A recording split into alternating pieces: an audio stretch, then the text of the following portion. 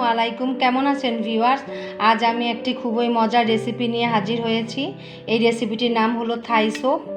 আশা করি আপনাদের কাছে ভালো লাগবে আমার এই থাই স্যুপ রেসিপিটি। আমি রেস্টুরেন্ট স্বাদে তৈরি করেছি, একদম রেস্টুরেন্টের মতনই হয়েছে এই থাই স্যুপ। আশা করি আপনাদের কাছে খুবই ভালো লাগবে আমার এই মজাদার থাই স্যুপ। আমি একটা ছুরি দিয়ে এরকম বড় বড় টুকরো করে এই লেমন গ্রাসগুলো কাটবো থাই স্যুপে দেওয়ার জন্য। আমি থাই স্যুপ বানাতে কি কি উপকরণ নিয়েছি আমি দেখাচ্ছি। এগুলো হলো chilli sauce, tomato sauce, cornflour, soya sauce, গোলমরিচের গুঁড়া, ব্ল্যাক পেপার কালো, আর এগুলো হলো দেশি আদা। আপনারা ইচ্ছা করলে থাই আদাও নিতে পারেন। আর আমি 250 গ্রাম চিংড়ি মাছ নিয়েছি। দেখেন আমি এই চিংড়ি মাছের এগুলো এখানে কেটে ভিতর থেকে রগগুলো বের করে নিয়েছি, চিংড়ি মাছ। আর এগুলো হলো মাশরুম। দেখেন আমি মাশরুমগুলো কীরকম সাইজ করে কেটে নিয়েছি। এগুলো হলো মাশরুম। আর এগুলো হলো মুরগির মাংস। মুরগির মাংস আমি নিয়েছি 250 গ্রাম। আর এগুলো হলো লেমন গ্রাস, থাই পাতা। এগুলো হলো লেমন গ্রাস। আপনারা এই থাই স্যুপে এই লেমন গ্রাস দিতেই হবে, না হলে ফ্লেভার আসবে না থাই স্যুপের। আর কয়েকটা কাঁচামরিচ নিয়েছি। আমি চিলি সসগুলো দিয়ে নিচ্ছি। চিলি সস দিয়ে দিলাম, টমেটো সস,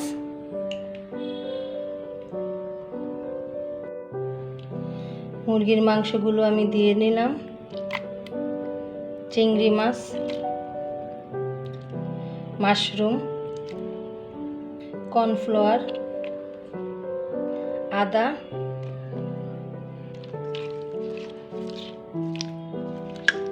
সয়া সস,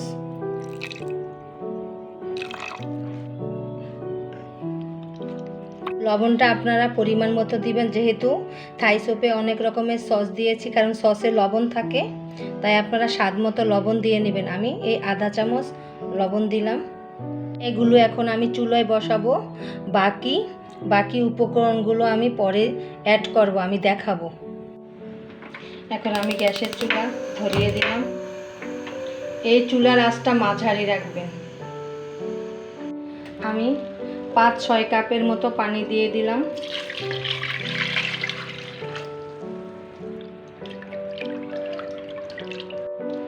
আমি 3টা ডিম দিয়ে দিলাম।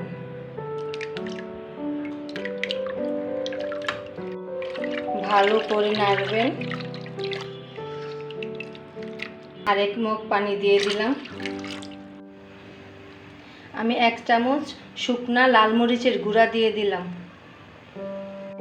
আমি লেমন গ্রাসগুলো দিয়ে দিলাম। এই থাই পাতাগুলো দিতেই হবে থাই স্যুপে, তাহলে সুন্দর একটি থাই স্যুপের ফ্লেভার আসবে। স্বাদের জন্য 1 চামচ চিনি দিলাম। খুবই মজা এই থাই স্যুপ।